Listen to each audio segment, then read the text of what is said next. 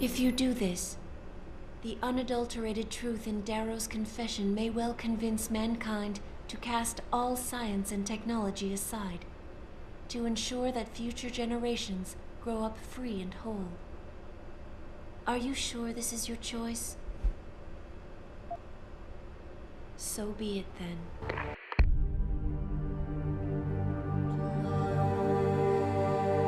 Albert Einstein said, technological progress is like an axe in the hands of a pathological criminal.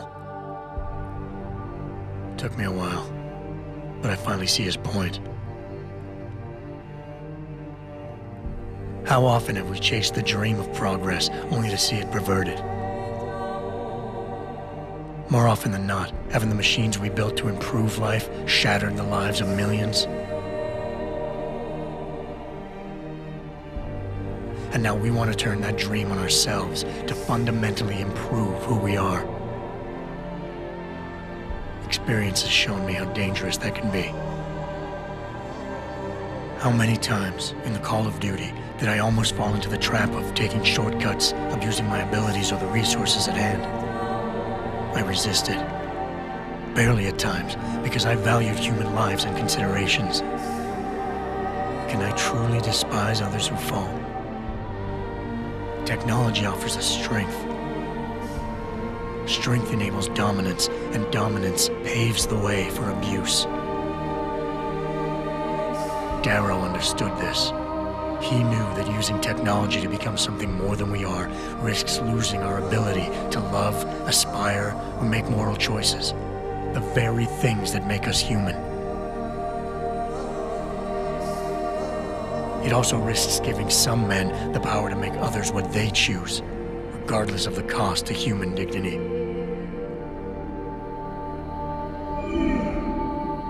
The suffering Darrow inflicted is not the end of the world.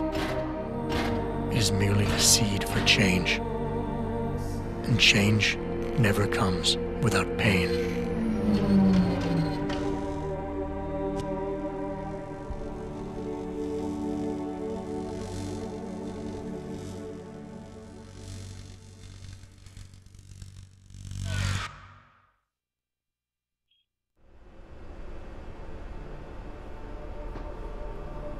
If you do this, the focus of hatred may shift to those responsible for unleashing biological warfare, leaving corporations free to experiment with human evolution. Are you sure this is your choice? So be it then. Sarif was right about one thing. It's in our nature to want to rise above our limits. Think about it. We were cold, so we harnessed fire. We were weak, so we invented tools. Every time we met an obstacle, we used creativity and ingenuity to overcome it. The cycle is inevitable. But will the outcome always be good?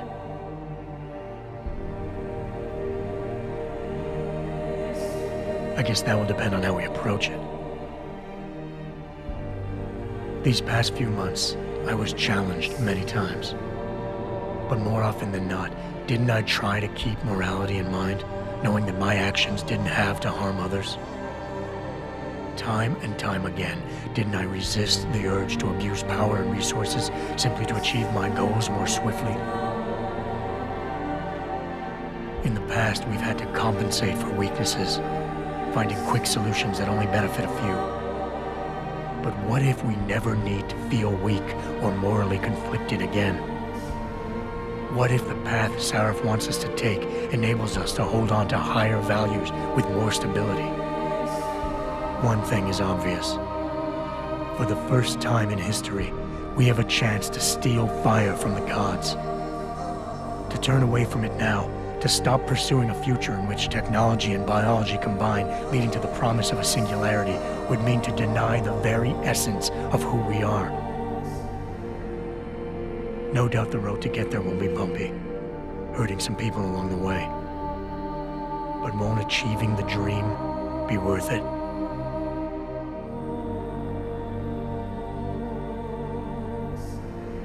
We can become the gods we've always been striving to be.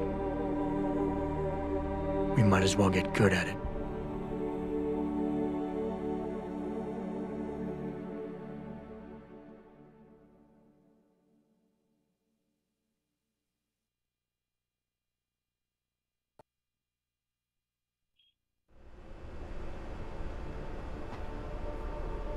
If you do this, first-hand experience with corporate negligence on such a grand scale may convince mankind to enact harsh restrictions on human enhancement research. Are you sure this is your choice? So be it then. Freedom. To those who don't have it, it's more valuable than gold. But where should it start and end?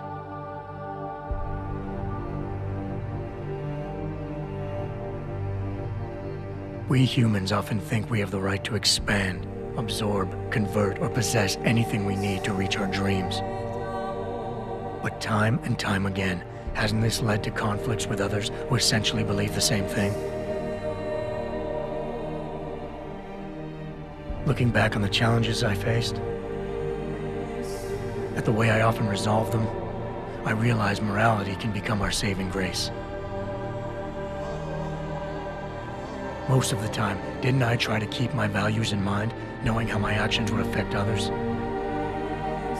More often than not, I resisted the urge to abuse power and resources simply to reach my goals more swiftly. I managed to hang on to my humanity, but the temptation to ignore it was always there. It's that temptation that so worries Taggart. He's not afraid of freedom. He's afraid of the chaos that erupts when individuals have nothing but morality to constrain them. He wants us to regulate enhancement technologies because he fears all that power, without limits, without guide rails to keep us from abusing it. Absolute freedom is no better than chaos. Society needs laws and regulations to protect it. So if the men and women behind Taggart need to work in the shadows, pulling strings to enable us to head in a safe direction, will supporting them be all that bad? If they're as wise as Taggart says, how bad will their leadership be?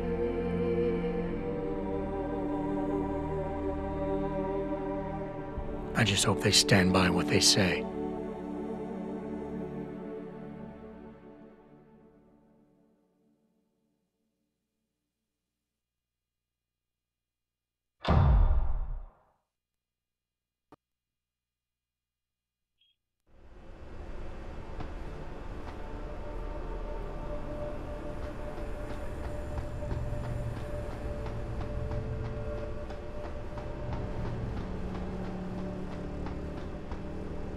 If you do this, the world will be left with questions and may never reach a consensus.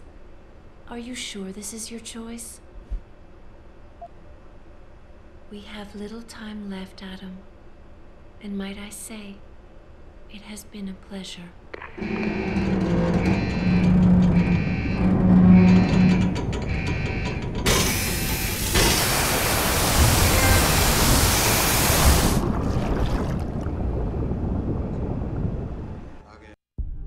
Do I trust mankind to save itself? That's what Eliza was asking. The truth is, I don't know. After everything I've seen, all the fighting and the chaos around me, I only know what I want to believe. Somehow, human decency will triumph.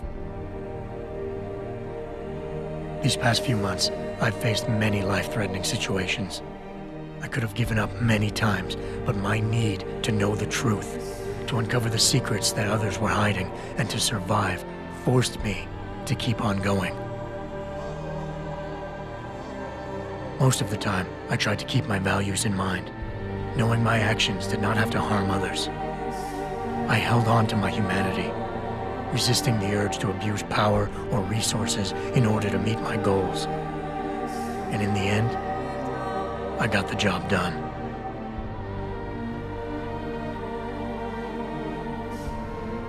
But does this mean I have the right to choose for everyone? No. Because it isn't up to me. It isn't up to Darrow, Sarah, or Taggart either. Ordinary men and women will have to decide together what course mankind should take. The kind of people who time and time again have picked and chosen the future in highly practical ways. Slowing change when it's negative, speeding it up when it's good. Can they do it again? I don't know.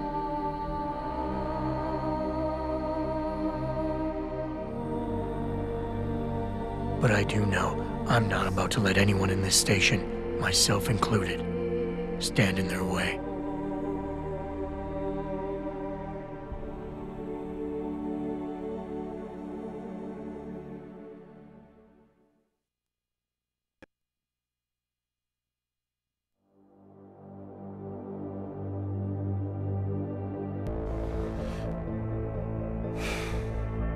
You worry too much, Morgan. There's nothing we can't manage given time.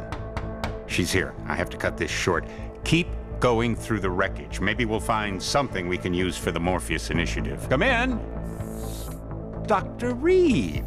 We're so pleased you decided to join us. Where else could I go? No regrets, my dear. As Ariadne told Theseus before he entered the Minotaur's labyrinth, always forward, never left or right. You'll be very interested in our current project. We're breaking new ground. Yes, the nanite virus chimera is quite intriguing. I'm looking forward to seeing the hybrid project up close, Mr. Page. And so you shall. But please, call me Bob.